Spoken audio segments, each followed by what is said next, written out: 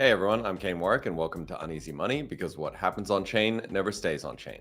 Before we start, nothing you hear on Uneasy Money is financial advice. We're just three builders talking about what's happening on chain, and we want you to always do your own research before aping it. You can find all our disclosures at unchainedcrypto.com/uneasymoney. And before we begin, here's a word from the sponsors that make this show possible. The Energy Network is an intelligent, decentralized grid that coordinates smart devices to balance supply and demand. Energy Dollar is the native token of the network from one of Europe's fastest growing energy startups. Follow at Fuse Energy on X to find out more.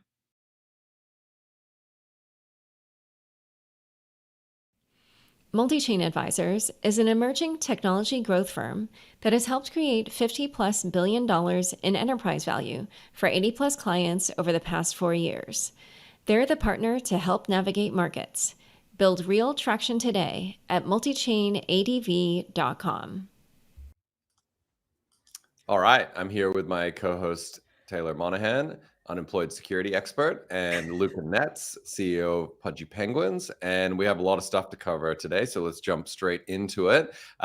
First thing is the S&P 500 has actually officially licensed to Trade.xyz their market data, which is wild, I think. Like, you know, the crazy, I was thinking about this on my way in this morning, and it's kind of insane how much good news there's been. And Hyperliquid obviously has responded to this, right? It's over $40 again.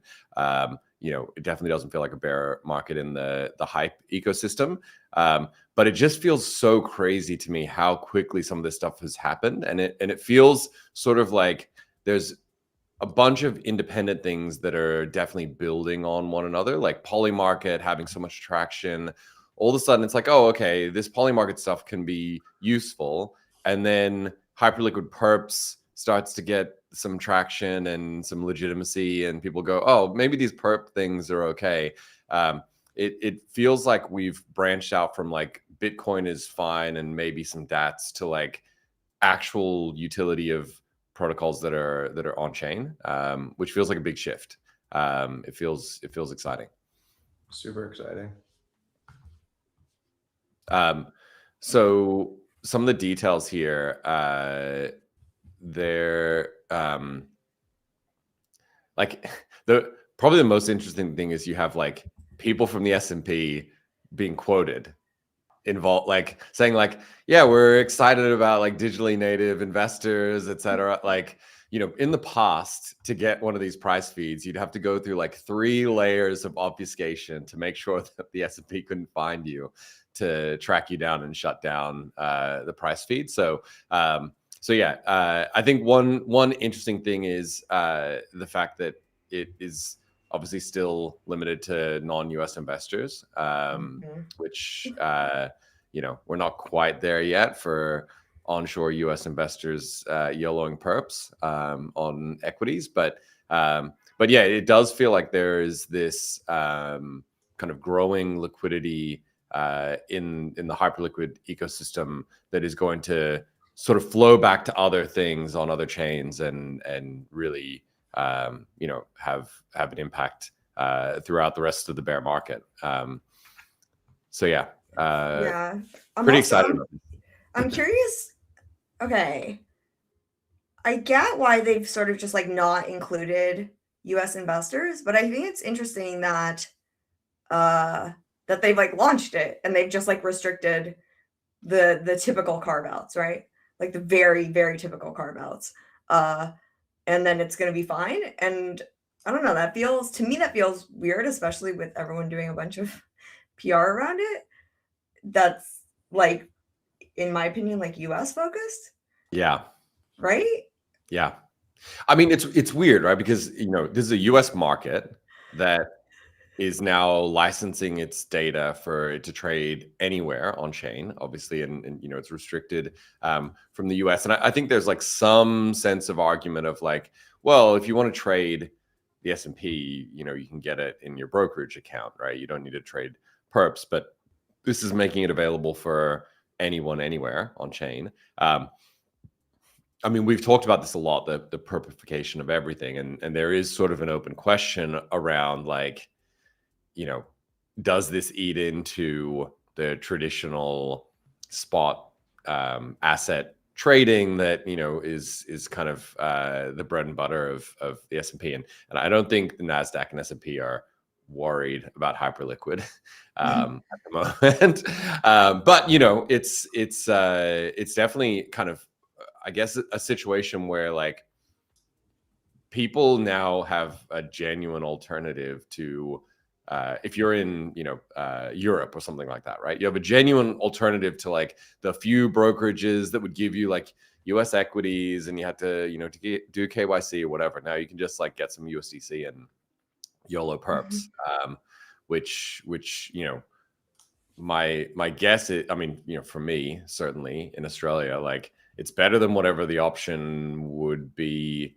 And I have, like, access to stuff, right? And still, I'm like, I would far prefer to buy, you know, most of these assets on Hyperliquid, or another perp dex, or even a spot dex, right? A tokenized spot dex, than go through some, like, shitty TradFi interface or whatever, right? Because it's just, like, fragmentation.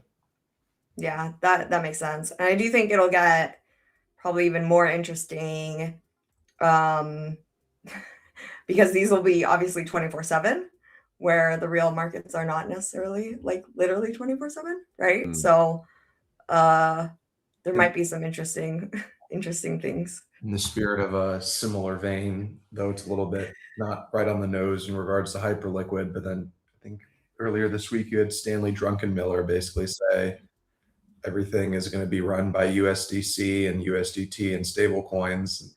For those who are not familiar, Stanley Druckenmiller is the best investor of all time, unbeknownst to most, better than Warren Buffett, better than Dalio, whoever you think the GOAT is. Druckenmiller is the GOAT. And you see Circle stock just won't stop prepping, even on bad days. So what a convergence. I mean, for people who've been around here since day one, I'm sure it's fucking pretty fulfilling, but the world is about to change in a big way on crypto rails. So it's exciting to say the least. Yeah, it's there's no question that we have crossed some kind of, you know, tipping point where, like, TradFi bros are like, this is just obviously better. You know, we don't really know how it all plays out yet, but, like, stablecoin rails are just obviously better. Like, these are not dumb people. They are very smart people, and they look at a thing and they go, okay, I get this now. You know, it seemed like a weird, you know, scammy Ponzi scheme for the first decade, but, like, it's survived long enough now that it's got Lindy, and they're like, yeah, this is a thing. So great time being crypto, even though it's great time to be in crypto. Yeah. And you know, like, my hot take on all of this is that from a price action standpoint, these are things that we would have crawled over broken glass to get, like, one of these things in a month or even, like, 6 months, right? Like, the things that have been coming out in terms of, like, validation from existing TradFi people, existing institutions. Like, if you said 5 years ago that S&P is going to license their data to a perp dex, I would have said, I don't believe you, right? Like, it just didn't seem like, it was just not even in your wildest dreams, it felt like you were competing against these places, and they were never going to legitimize it and just go, like, oh yeah, sure, you can have our data. You're going to have to, you know, fight your way through it to, you know, route around them somehow to stop, you know, to stop them from trying to shut you down or crush you. You know, of course, it's just money, right? Like, eventually someone's like, this is money to be made, I'll license this, right? And you know, they do it, but it just didn't seem like it was on the bingo card 5 years ago. So yeah, I think, you know, what hasn't happened yet from a price action perspective is it hasn't really kind of flowed through to the rest of the market, where people seem to be realizing that this is going to happen. So, you know, at the risk of, you know, sounding trite, like, it feels still early at the moment where there are like sophisticated people who are like, okay, this is obviously over the next 3 to 5 years going to change how we do a bunch of things in finance, not in crypto, but like finance generally. What are the implications of that? And not that many people are paying attention. They're looking at like really narrow use cases, and they haven't really played it out to, what does this actually look like if everyone everywhere in the world has access to 24/7 perps, and like significant liquidity flows through to these assets, and people start to look at them as like genuine alternatives to other markets. Like, what does that all mean? I don't think we haven't really seen people kind of play that out, except for very sophisticated people who have long time horizons, but it hasn't gotten to like retail yet. I don't think retail is like aware of this trend. Not yet. It's coming though. Not yet. Hopefully. Yeah. So let's move on to the next topic, because we have a lot to get through. My favorite part of this, so a user on Aave, and maybe Tay, you can tell us, I know you've got some hot takes, but has there been any more information on like who the user was, what was going on? Like, people were speculating maybe, a user lost close to $50 million on Aave through the mobile interface, which is just like, even that is like pretty amazing, right? So they basically made a trade incorrectly. The interface popped up a warning saying like, you're about to wreck yourself, bro. And they were like, I don't know, maybe watching TV or something. And they're like, yeah, sure, fine. And just, clicked through the warnings, and here we are. Now, there were a few people, it'd be good to like at least close out though, like, was this a real thing that happened? Was this some kind of Mev washing? Like, do we have any info on that? So I don't think that the user has been identified. There's been a huge amount of speculation, as there always is. I looked a little bit on Chain, but I just, the common whale names always show up. And I don't necessarily have like much faith in those. I think the biggest thing, the other like big rumor, was that this is like somehow money laundering and that it was like intentional. I'm just gonna tell you, no. Interesting. Like, because one, you don't need to do this complex. Better ways to money launder. There's so many easier ways to money launder. Two, whenever you do something like this, it catches the attention and it puts you front and center on the radar. So like, objectively speaking, like, you're going to be more successfully at money laundering if your address is like, doesn't exist anywhere, right? Yeah. Now this address and all of his subsequent addresses are like everywhere. It doesn't necessarily mean that people have like tagged those funds as like stolen funds, but they could be, right? Like, if there have been incidences that are a little bit gray area, let's call them, where like a lot of like the MEV bots that are doing like the automated front running and stuff, like they don't use their centralized exchange accounts with those accounts. Right. Like, because they do get tagged as like the exploiter and stuff like that. Even if they return the funds, there's still like that risk score attributed to them. So generally, yeah, it's also complex. It's also risky, right? Like, you can't just like Hail Mary this.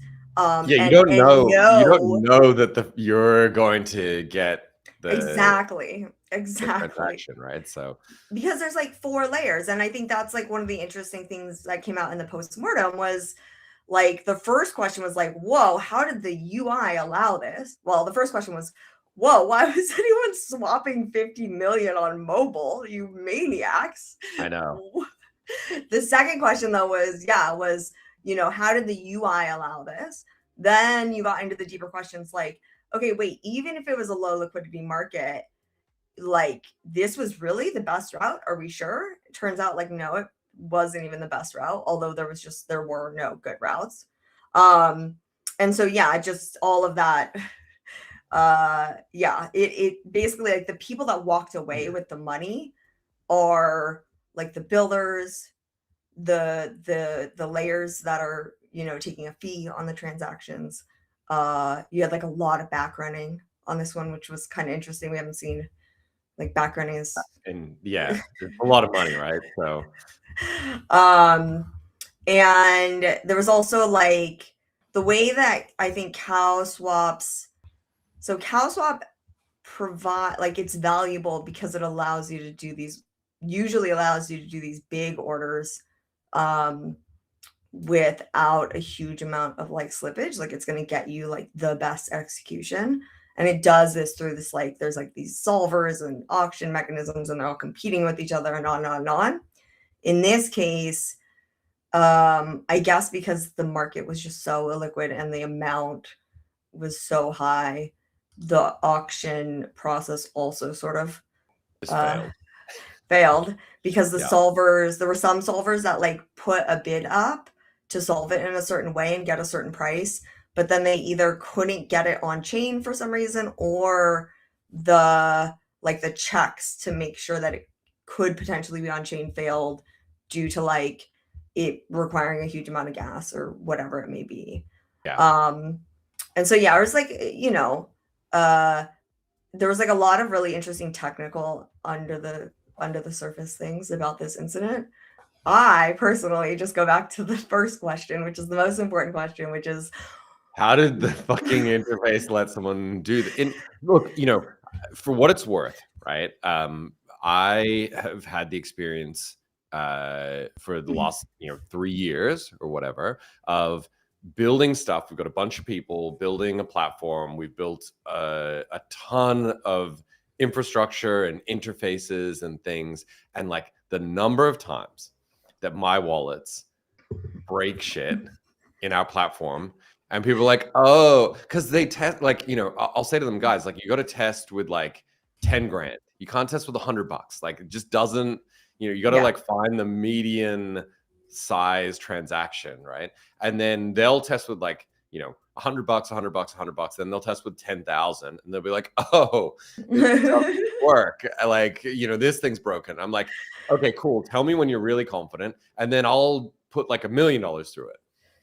And then it breaks in a different way. And I'm like, all right, guys, like, you know, so we had this with like all of our routing where, you know, someone's like, this works amazingly. Like, we split up the transaction into like 3 hops. And, you know, I'm like, how much do you try? Like, did you do the trade with? And they're like, $1,000. And I'm like, okay, let me put 100 ETH through there and see what happens. And it just breaks. And I'm like, well, like, so it is really challenging to test with $50 million, unfortunately. And like, you get weird edge case, like CowSwap's like, you know, I remember when CowSwap launched, I think I was one of the first people to do an 8-figure trade on CowSwap.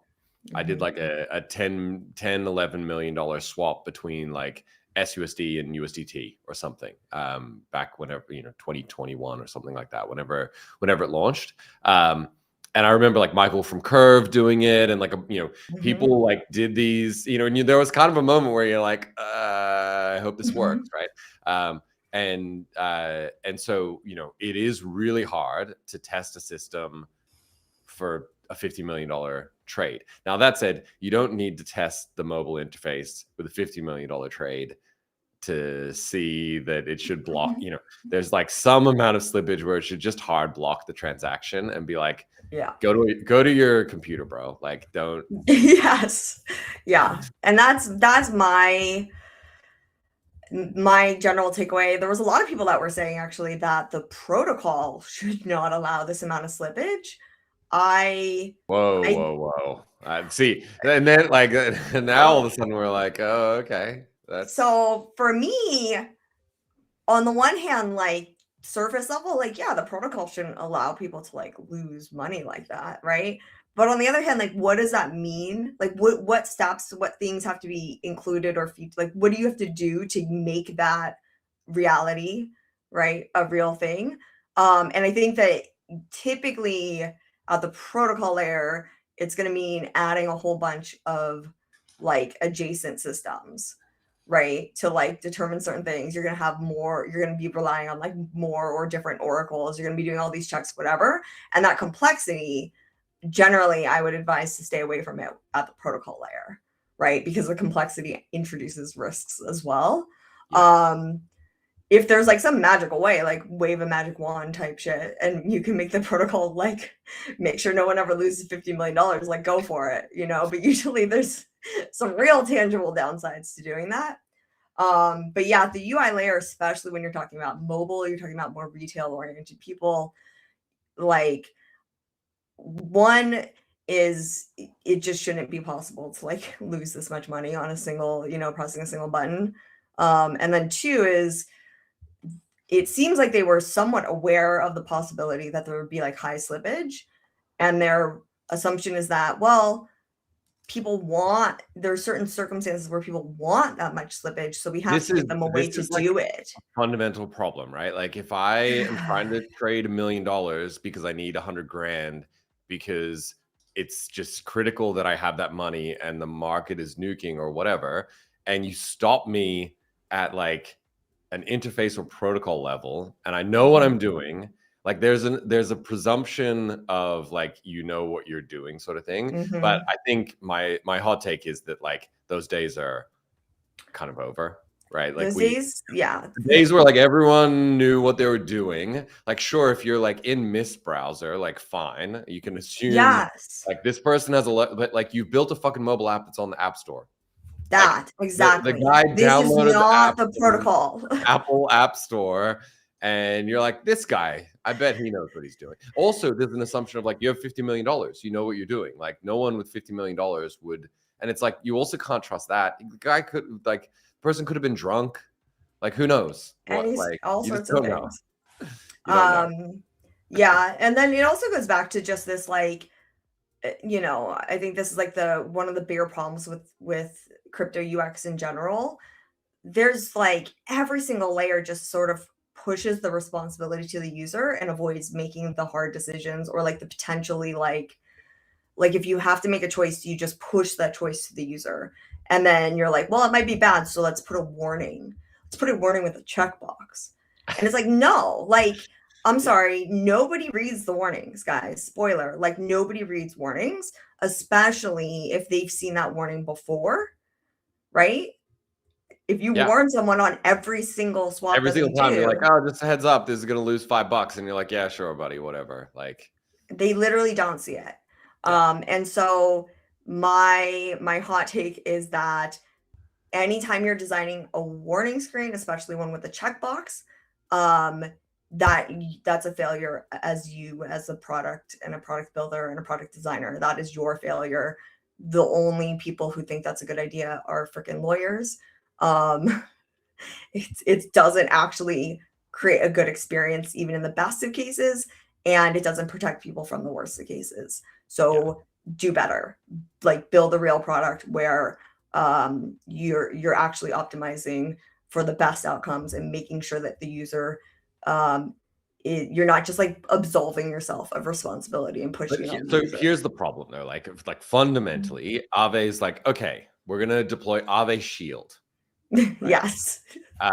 And this is going to be a protocol level circuit breaker that will automatically block swaps with more than 25% price impact.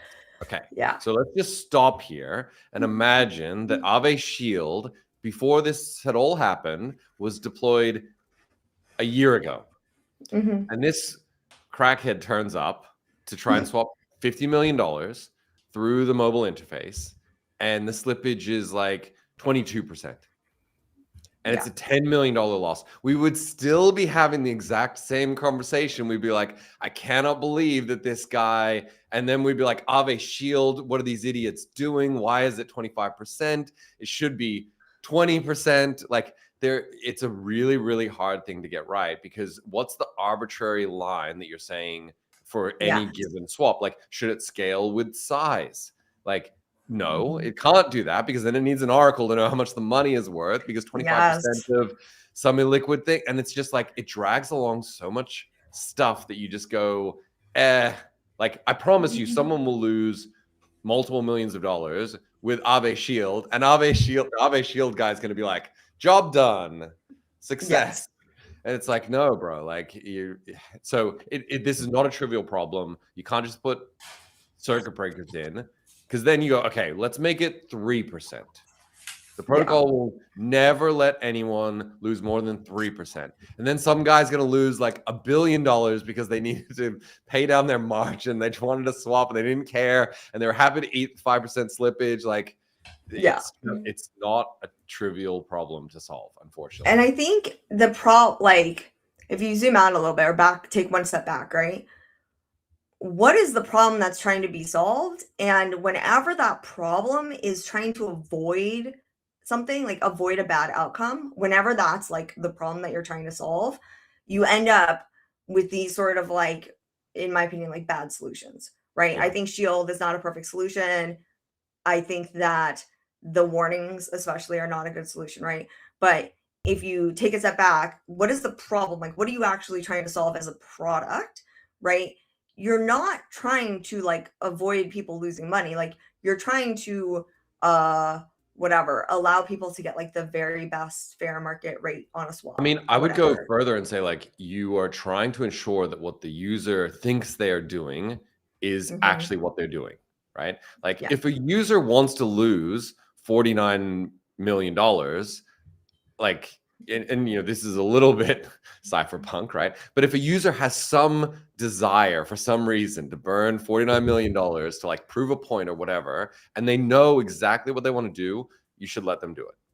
Yes. Like, if that's their intention, if it's genuinely their intent that they want to do that, for some reason they have some thing that they're trying to achieve that you don't know what it is, right?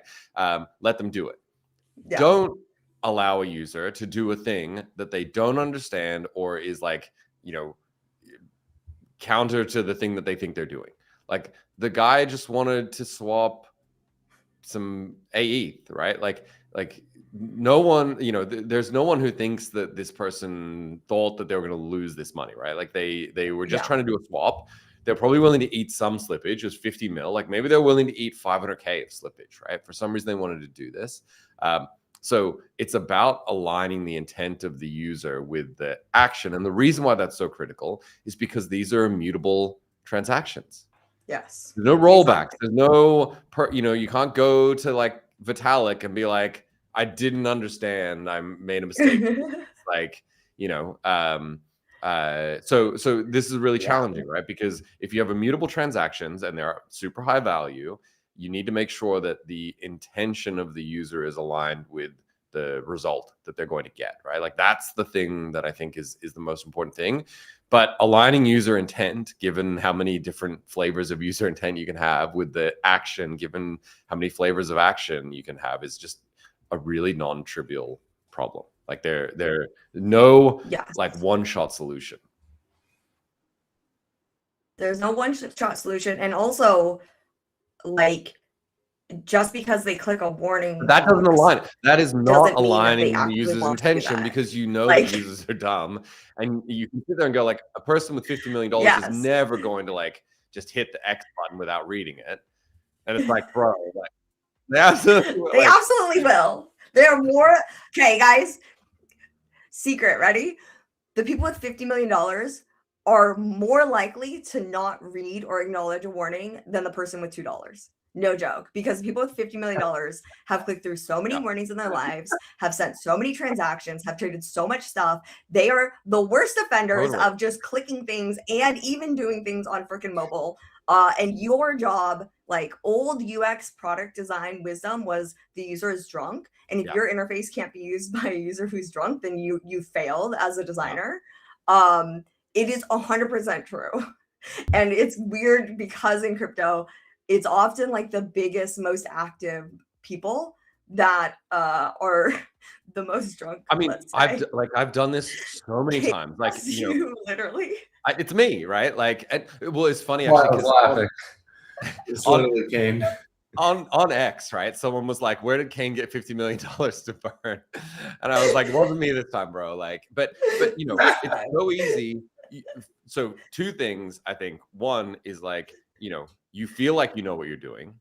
I'm like, I'm literally interacting directly with the contracts. I've read the function that I'm calling. I know what I'm doing. And then it's like, oh, wrong contract. Oops. Right. And it's like, it's really easy. Like you've done Aave a bunch of times and you're like, I know what I'm doing. So I just think like it's very easy to get lulled into a false sense of security.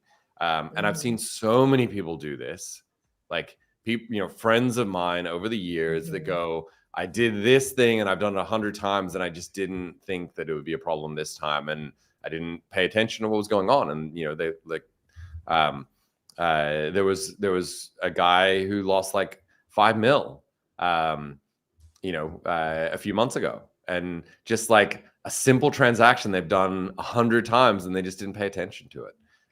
So yeah, I think like, you have all of these things that you should do. Like, don't do infinite approvals. This was like an infinite approval issue, right? And then they got wrecked, and they're like, the approval was sitting there for 2 weeks or something. Infinite approval on an address that had like $8 million in it, and it sat there for 2 weeks. And if they'd revoked the approvals like they know they're supposed to do, then they would have been fine. And you sit there for the rest of your life going like, oh man, what was I doing? I was eating lunch and I could have been revoking that approval, right? Like I was, anyway. So yeah, I think this is just a hard problem in immutable systems. That's it's hard. That's what it comes down to. It is hard. I think the best advice I have for, especially at the UI layer, especially at the product layer, building a great product means knowing who you are building for and also who you are not building for. In my opinion, the Aave mobile app should know that, should optimize heavily for the core majority demographic, and not over prioritize the like theoretical edge cases, because they are theoretical. All right, let's go to an ad break here, and we'll be right back. The world is about to see one of the largest infrastructure shifts of the century. New technologies are using more energy than ever before, but our legacy grids can't supply the demand, and we are barreling towards a global bottleneck. So Fuse is rebuilding it. The energy network is an intelligent, decentralized grid that coordinates smart devices to balance supply and demand. The network harmonizes existing infrastructure, increases grid capacity, and unlocks low-cost, clean energy. Energy Dollar is the native token of the network. The more electricity the world needs, the higher the demand for the energy network. The value of energy dollars may fluctuate. From one of Europe's fastest-growing energy startups. Follow at Fuse Energy on X to find out more. Multi-Chain Advisors is an emerging technology growth firm that has helped create over $50 billion in enterprise value for more than 80 clients, like Pith, MoonPay Commerce, and Wormhole. They've worked with some of the largest and most impactful companies in the space. They're the partner you want when you're navigating markets and trying to break out from the noise. They help navigate TGEs, go-to-market, BD, and partnerships, capital markets advisory, PR, media placements, KOL activations, and more, driving execution from launch to scale. Their results are measurable. To learn more and start building real traction today, visit multichainadv.com. All right, we are back. So next segment is about the Vanity Fair article photo shoot situation. So I think there's an open question, and I saw a few different takes on the timeline about like, was this serious but in somewhat poor taste, or was this actually like an attempt to mock crypto? Were they looking to there was a photographer that like dissected this entire photo shoot, and like they went really deep. I was like, I'm glad that we have like autism in other domains. Like this was like a weaponized autism but for photography. He was like, the fact that you can see the trolley of the thing and the wheel is sticking out is like a subtle dig at the person, and this person is like framed in this way. And I was like, wow, okay, I wouldn't go this deep on all of these photographs, but I'm glad someone did. But yeah, I think the takeaway was from this guy that like basically this was just like complete mockery of everyone involved. So yeah, I don't know. What do you got? What's your takeaway after 12 hours of this? I wouldn't go as far as saying complete mockery. I think that was a little overblown. I was saying during the commercial break, somebody on my PR team reached out to me to do this, and I smelled this from a mile away. I knew exactly how crypto would take it. So the crypto pool of people obviously doesn't rock and roll. And during the commercial break, Tay, you were so funny because I think that just shows like the duality of the different cohorts. But obviously, like there's a huge pool of people, in the real world that think, how would you ever turn down an opportunity like this? Obviously, Vanity Fair is one of the most iconic magazines of all time. I think everybody knows that. I think, I don't think it was a mockery. I think Vanity Fair has better things to do than to take subtle jabs. I wouldn't go as far as that. I think the context and the words behind the image are a lot more fascinating. And I think is the negative part. I think the picture is a good picture. It looks like a good picture to me. I'm not a design guy or a stylist or a visual guy by any means, but it's a good picture. It's a good group of people. I think they really try to converge high fashion, avant-garde with crypto, specifically in the meat of the article. And I think that's where the mistake really lied. Like when I see, crypto leaders or the people, in that image, like, talking about, Alexander Wang and Jean-Paul Gaultier, and like it actually was worse than I initially thought, because when it came to me, I was like, I talked to my guys who were like, I know what this is going to be framed like. It was worse than what I even anticipated, especially on the meat of the article, because I think it's just such a disconnect to, I think, the core user base of crypto users. Crypto people have always been, if you look at the cohorts, it's people trying to get rich, right? Like being flamboyant and braggadocious in crypto is like, you might as well just shoot yourself in the heart and like, put yourself on the stake to be just completely brutalized. Like it's the one place in the world where you really don't want to be that person. And every single time, it's interesting though. It's interesting though, right? Like I 100% agree with this, but I think there's also an element of like crypto flex culture, right? And Tay, you've talked about this with like the scammer flex culture, right? That like every culture has their like acceptable ways of flexing and like unacceptable ways of flexing, right? And like buying a $30 million house in London, that's acceptable. We understand that. Everybody who's sitting at their computer wants that. Right. You gotta live somewhere, right? Yeah. And so like there are things in crypto that you see that are like flexes that people will find acceptable flexes, and usually they're like around crypto, right? Like someone like YOLO buys like $50 million worth of hype, right? And like posts about it, right? And it's like, hey, I just bought 50 mil of hype. And everyone's like, that guy fucks, right? Like, and it's like, cool, okay, but like heaven forbid you wear a freaking floor-length leopard coat for Vanity Fair. God, the devil incarnate. But it's like, what's acceptable and what's not acceptable, right? Like, if that same person with the $50 million worth of hype, had, I don't know, like a Gucci sweatsuit that he posted. Yeah, it's just like, like, what a horrible person. Yeah. So it's just, I think like subcultures are weird like that, right? And the interesting thing about crypto though is that it is not a single subculture. You've got the like ex crypto flex trader bro people that have like one culture, and then I think that there's a lot of OGs who are like, yeah, I'm really rich, I've been doing this for 15 years, I'm gonna buy some nice clothes. It's fine. Mm-hmm. And that's what, so I don't know. One, I just generally love this photo because it's so intriguing.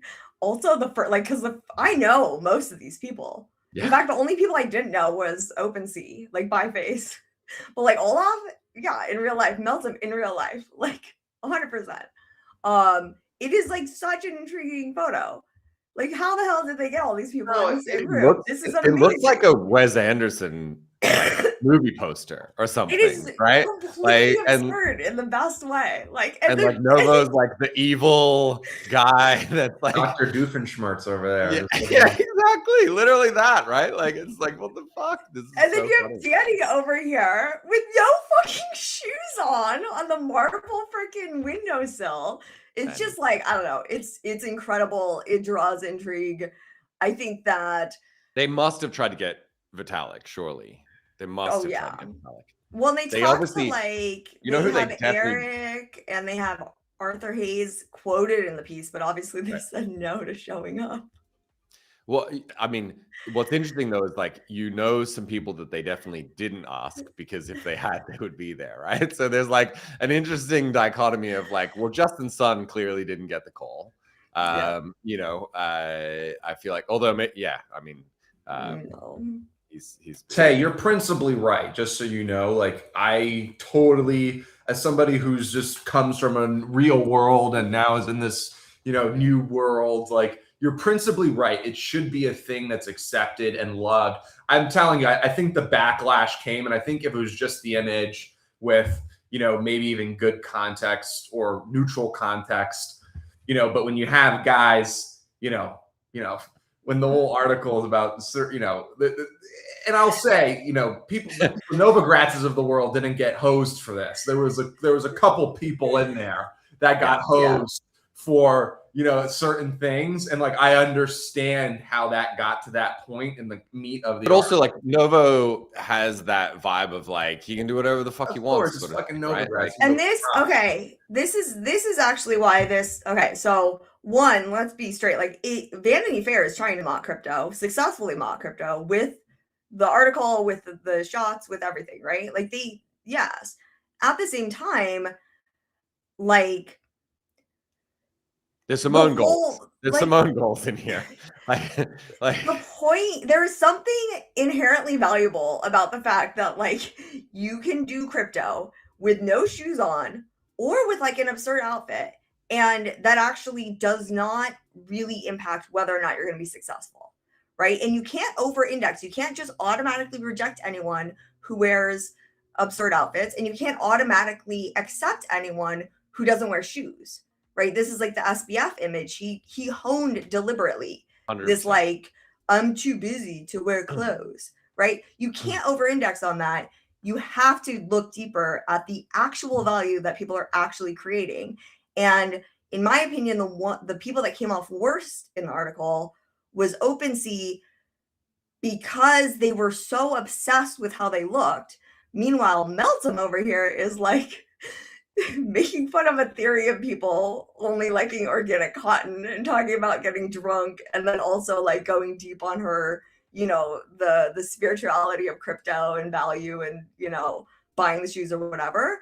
There was like, I don't know, it was just more focused on what matters at the end of the day, because it doesn't matter what you choose to wear or not wear. If you create value for people, if you deliver value for people, you're going to make it.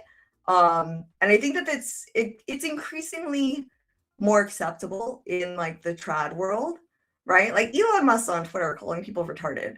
Like, if you create value for people, you're gonna make it. Yeah, agreed. I mean there was a lot there. Like I don't even know where to start, to be honest. But like there definitely were some parts that I was like, I just, you know, I've done some interviews before, and I've definitely been caught like kind of unawares by something, right? Like the one for me that was like the most I'll say lucky, because I really got like kind of sideswiped and did not think about what I was doing and who I was talking to. But I got asked to be interviewed for an article about Crypto Fight Night, right? Like this guy had they had like followed around some of the the actual athletes, not the like LARPers like me, right? That were doing karate combat. And then they were like, oh, this is interesting. You have influencers fighting as well. Like, what are these idiots doing? Right. And I was like, good question. And so this guy was like, hey, we want to interview you. Would it be okay for you to like give us your take? They went to Eat Denver and like followed some people around. And like, I was like, cool. Like, I'm totally happy to do that. I get on the call and the reporter's like, hey, I just have, before we start with this like whole crypto fighting thing, right? Which is clearly trivial compared to what I'm about to ask you. And my brain did not switch into like, oh, this is danger mode. He's like, I noticed that you are number 7 on the Trump coin owning scam site. Oh no. And I was like, well, yes, I am, sir. What would you like to talk about? And like, it did not occur to me at the time that was going to be the thing. Like, it was like good reporters are really good at like being disarming and like making you feel like we're just having a chat or whatever.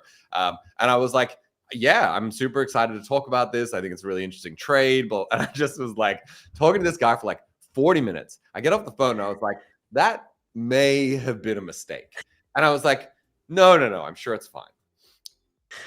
2 days later, my mother-in-law sends my wife a message being like, Kain is in the New York Times, like on like the front page or like the second page or something, quoted 85 times in this article because no one else was willing to talk to this reporter about the fact that they own Trump coin. And the only person stupid enough to talk to this guy was me. And he had nothing else. So he's just like throwing in every quote. And I was like, and luckily I didn't say anything completely outrageous because I have a tendency to do that. But, so I can see how someone calls you up and they're like, hey, I want to take photos of you and you can wear like whatever couture, fucking designer you want. It's going to be amazing. And you're like, cool. And then you start just saying really dumb shit without thinking it through. Some of these guys totally got totally got hosed, exactly how you explained, Kain. Like, for example, Devin from OpenSea, I feel bad for the guy. The dude totally got a bad beat. I mean, and I think what they did to him was not fair. I would have been really upset. Yeah. And I think it stems from the fact that I think they were probably the ones that went into the piece really thinking that like Vanity Fair could like create value for them or like this would be valuable for them. Well, and there's an assumption when someone's like, hey, I want to interview you. And this is a dumb assumption, right? Like, this is a dumb lizard brain response. Like, I'm important. This person wants to talk to me about important things that I care about. And it's all going to go great. But, that's not how the world works. I almost didn't do the Forbes cover for this exact reason. I don't know if you know, but I had the and so I almost turned it down. Similar line of thought to Vanity Fair. I almost turned it down because everyone who had a Forbes cover ended up going to jail. Yeah, it's classic. And so I literally had to sit down with my guy. I was like, dude, Forbes cover is pretty cool. But I was like, dude, every single one who's gotten them in crypto is like in prison. The curse. Yeah. So thankfully they didn't take that one too far with me. Yeah. I think it's like, there's just something so interesting about the fact that like you look at like Olaf and Meltem. I mean, Meltem's obviously like, it's just her talking her talk, right? And she knows how to like, she's one of the few people that can have like really serious ideas and get really serious, but also is literally never going to take herself seriously enough. And so you're always sort of like on your heels when trying to interpret her. But like Olaf, like the journalist is trying to get Olaf to say literally anything and like get political. And Olaf, like, I think there's 2 points where the story says that Olaf just walked away to like go talk to Kathy Wood or talk to Mike about something else. And he was like, I'm not like, this is cool. I'm going to get a photo taken. But like, I want to know what Kathy Wood is buying. And like that is telling. Like that is really telling. Yeah. Yeah. I think, this, like, again, the first time that like someone important actually wants to talk to you in the real world outside of crypto, right? Is like the most dangerous time. You need people in your life that are like, hey, heads up, if someone who's a non-crypto person wants to talk to you, like just be on your like best game, right? Like, and in the olden days, people would have like publicists and like PR people that would make sure that they didn't say dumb shit, that would be like sitting there coaching them on like how to present the right thing. And crypto's like, we're too smart for that. We don't need that shit. It's not even that. Like you have PR people, but they also fall into the trap of how do we make sure that Vanity Fair is going to write like a good article about us or whatever. It's like, no, you can't ensure that. Sorry, just to be clear, like, there are professional people and then there are amateur hour, like, so like there are professional people. One of my close friends, I've known this guy for almost 15 years now. Blue Shift, my other startup, the main investor is Rupert Murdoch's nephew. And so there's a bunch of media people that were involved in that startup in various ways. And I learned a lot about the media, not enough because I still make dumb mistakes, right? But like enough to be wary, right? Like, like I remember one of the early investors and people who was an advisor to us was like, the editor of the Sydney Morning Herald. Like, this is like a serious fucking dude who like knows the game, like knows all this stuff, right? But one of the other advisors is like a crisis PR manager, right? Yeah. And the funniest thing to me is like anytime there's ever like any crisis thing that's going on, I'll call him and I'll be like, hey, I just want to get a sanity check from you because here's what I'm thinking. And he always says the exact opposite of whatever I'm thinking. It's crazy. I'm like, how can I be so dumb still? I'm like, hey, there's a thing. And like, I just want to make sure that like, I'm on the right side of this. And, and he's like, don't do that. Like, whatever, like just do the opposite of that thing. And so, there are people who are very, very good at this, who've been doing it for 30 years. They've seen everything. They know how the media works. They know how reporters work. They know what the angles are that they want. They know the game really well. And then there are people that are like LARPing as like media consultants or whatever, and they're fucking retards. And it's just not the same group of people. Like, if you want someone who is going to stop you from getting slayed in Vanity Fair, you need to find someone who knows that game, who knows how that works, who is a professional person who's got like experience with that stuff.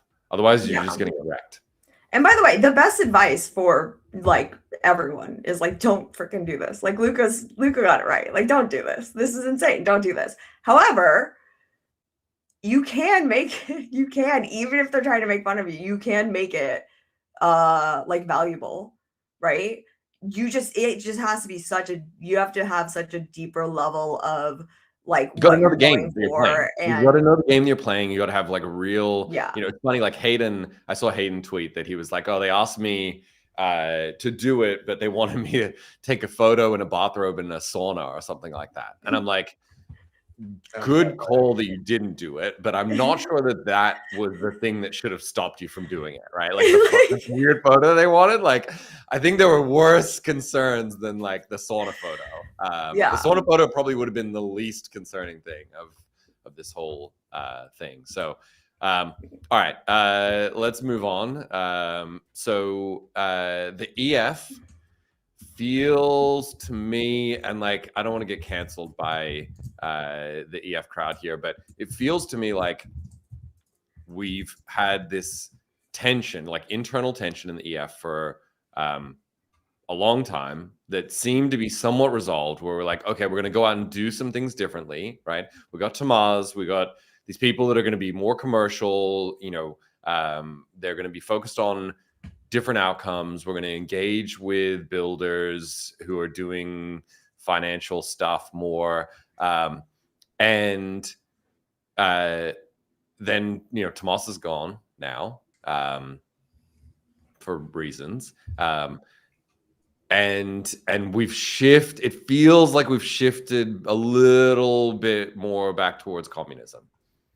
Like, let's put out manifestos and let's, do these like long-term thinking, virtue signaling games and stuff. And I don't know. Solana at 250. Let's go compete. Solana at 90. Let's go back to what we were doing. Like, is there a sense from you, Luca, that they're like, oh, we won, we don't have to pretend anymore? I mean, it must. I just don't know. I just wish that, like, I just don't know what story they're telling themselves. Like, you can have the best of both worlds. You can be cypherpunk and you can be this, important thing to humanity. And you can also have an operational layer that doesn't need to be the best, but it just needs to exist. Right? Like the other day, I would love, there was this guy, I forget his name. God bless him. I want to give him a shout out, but a guy at the Ethereum Foundation, 3 months ago, they retweeted us on Pudgy, one of our like big animation videos. It was the highlight of my day. I couldn't believe it. I was like, damn, maybe I should have launched, Pengu on Ethereum. Like it just made me excited to be on Ethereum. And now we're just gonna go back to, not even being acknowledged, and again, like I've always understood Ethereum's purpose. Like nobody understands that. Obviously, tons of people probably do, but like I really deeply understand their core values. I just don't know, like you don't need to have the best operation, but you can have 10 people, right, running just an ecosystem, like, and it doesn't need to be this robust business with new principles and new values, and it's not a corporate takeover, but you have, these. I would almost even argue, if I was talking to Vitalik, I would say you're looking to build a decentralized network state, right?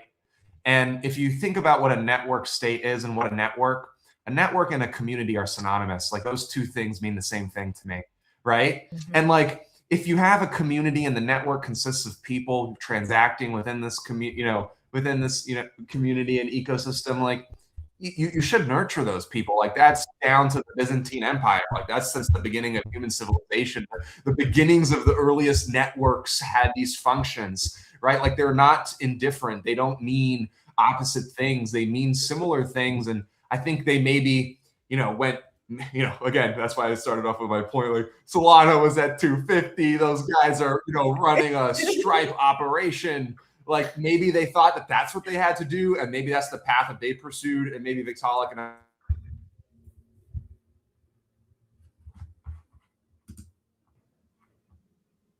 Uh-oh. No, Luca. He'll figure it out. So come back, Luca. No, okay. So on Luca's point, 100%.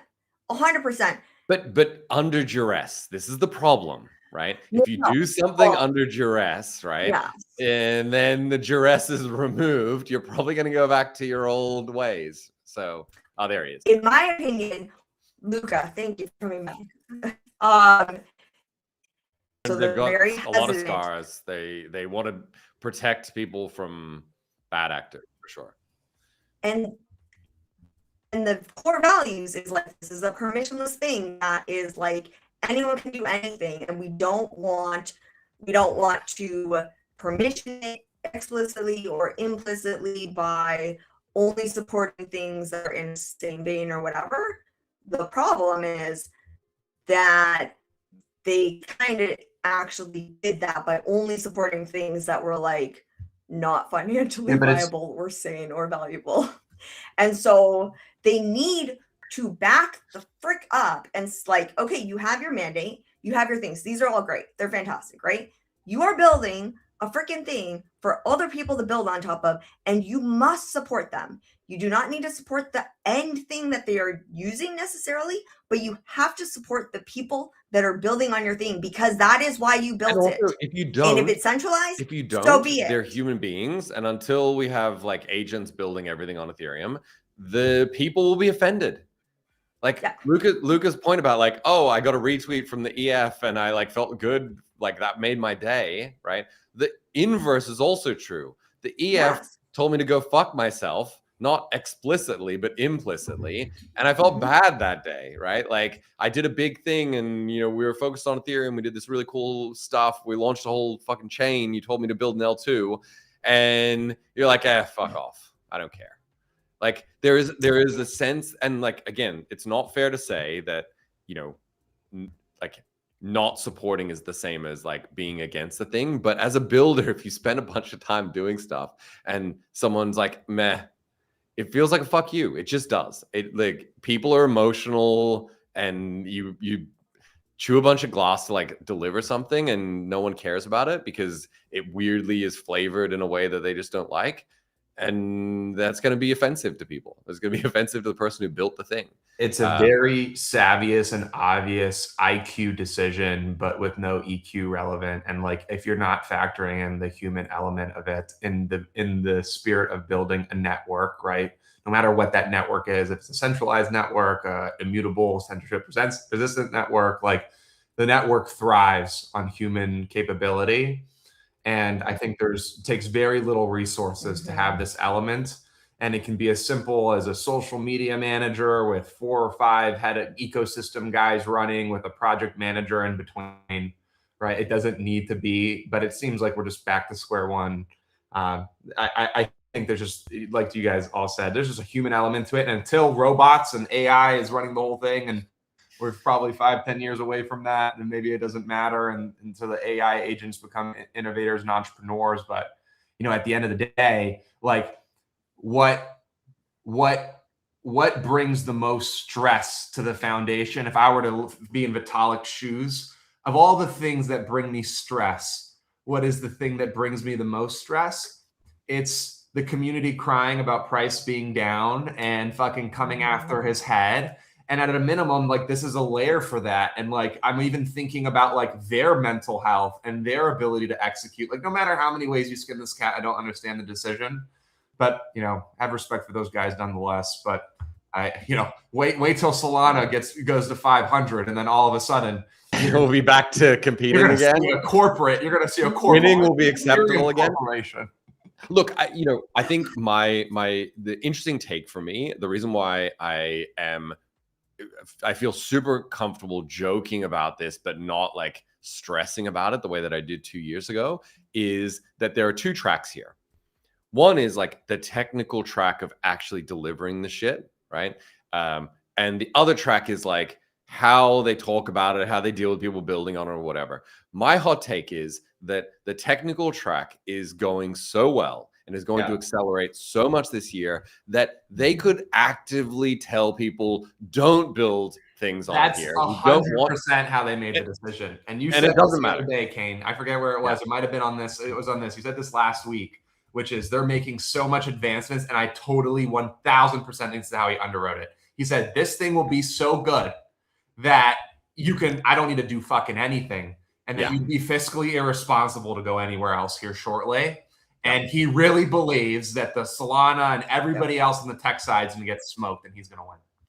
And so you can afford at that point to be like, well, what do you think about communism, my friend? Yeah. Like, and it's like, no, you can, you act if you like, and you know what? My even hotter take is like, if you build the best fucking decentralized platform and every single person in the world has no choice but to use it, then go nuts. Like, have whatever fucking weird ideology you want. I don't give a fuck because I'm going to use it anyway. And, you know, could you have made it a little more palatable for people to use it? Sure. Could you have supported, you know, people who are building the financial applications? Sure. Will it matter? No, I do not think it will matter. And I think as soon as the inevitability of this ETH technical roadmap hits people and actually is reflected in the price, people will go, yes, communism. And the irony of like people that are driven by price action that are like, the communism was actually the key component to this entire thing, right? Like that will happen. People will start to like post hoc rationalize this whole thing, and they'll be like, it was all because of the communism, not like the other stuff. And it couldn't have worked without the communism. If you take the communism out, it doesn't work, right? And the reality is that like it just doesn't matter. It's fine. I think ETH is just going to absolutely run away with this over the next like 18 months. there's just too many white swans in the ETH technical roadmap. The like consolidation around L1 away from the L2s, the fragmentation, the distancing of L2s as like investable assets when it comes to like the core Ethereum mandate, all of that stuff is going to create a Schelling point where people go, ETH is investable again, the price goes up, and number go up is still the best technology. It will outweigh everything, and people will look at ETH at 5K or 8K or whatever the price is, and they will go, yes, everything that they did was right, and they should have never deviated from the plan, and and. Yeah, I think that, so for people who are like building things, especially like right now, like starting to build things, I think objectively speaking, Ethereum is like the strongest contender, if not. It just Right. is like, Like, and it- I've got stuff on every single chain now. We integrate every chain. Like, it just is absolutely unequivocally clear that Yes. Ethereum, and I think there's still a little bit of alpha there because it is not quite 100% consensus for people to believe this yet, that like building something on ETH mainnet, but you're seeing the signs, right? Like there's people that were like base maxis that are like, we're coming to Ethereum mainnet. There's people that were on Solana that are coming back. Like the next 6 months will be, I think, the kind of point where it becomes really obvious to everyone how much the investment in the Ethereum platform and network has paid off over the last 3 years. And and how much risk there is on any other chain at this point. Like ETH has the value, it has the network effect. Like any other chain that you go to, there are trade-offs, and some of them are going to be worthwhile. I would say like deciding to build on Solana still, like there's value trade-offs. There's liquidity. There are building, liquidity in users that are like a specific, cohort of users who are on Solana that are, absolutely kind of impossible for you to ignore if you're building a certain type of product. You cannot build them anywhere else. So like Solana has a really strong moat for like certain certain things, certain things, right? Certain types of users, certain types of traders.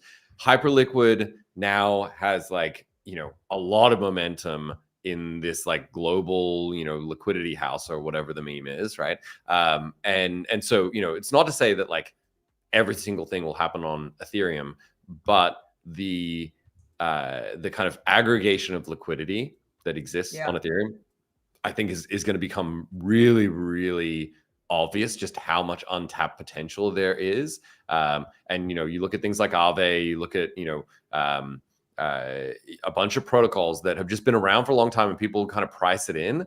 But when you kind of zoom out and look at them from an outside observer perspective and go like, what the fuck? There's a $20 billion money market that's running on this network. Like, when did that happen? Like, it's crazy. It's really crazy. So, and so that's what like this, a lot of people are like, oh no, this manifesto or this mandate is like very explicit in that you can build whatever you want. Anyone can build whatever you want. There's basically like no platform risk, right? They're not going to disappear. They're not going to rug you. They're not, right?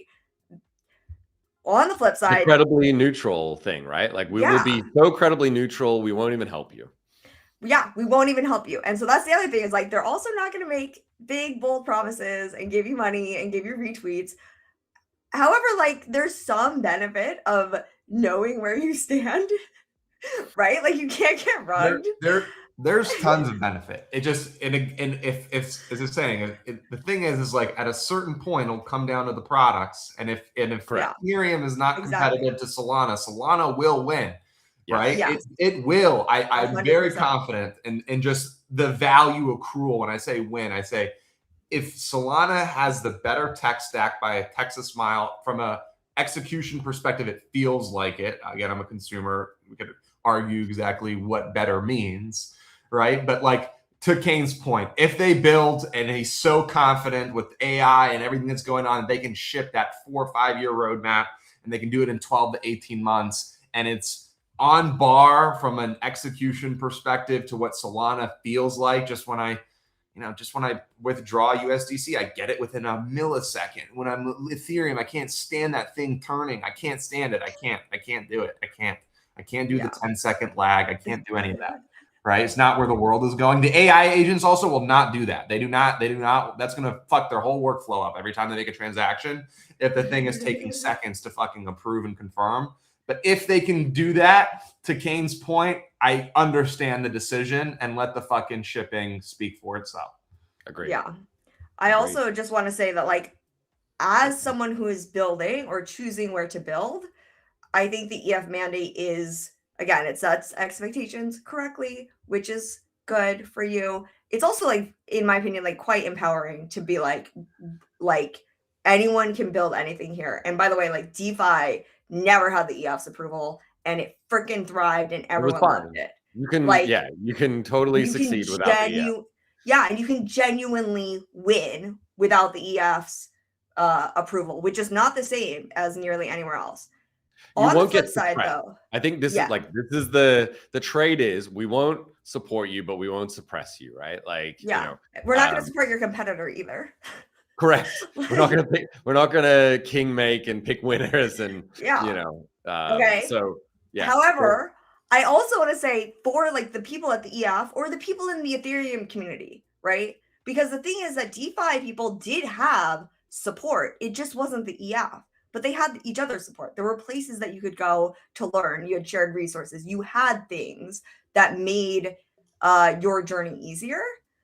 I think the Ethereum community at large, you know, I would go and cry on Sani's shoulder about the fact that Vitalik didn't love me. That was we had support groups for this stuff. It was fine. So I think that is something that Ethereum can do better, and that's on everyone, right? Don't just dismiss projects because they don't align with your freaking ethos. Find communities, encourage people to find communities, build them, support builders regardless of what they're building. But I also think the EF could do a better job of actually upholding its mandate. And its mandate at the end of the day is to be credibly neutral, which means not picking things, which means that you can't pick the, as fucking Melton says, right?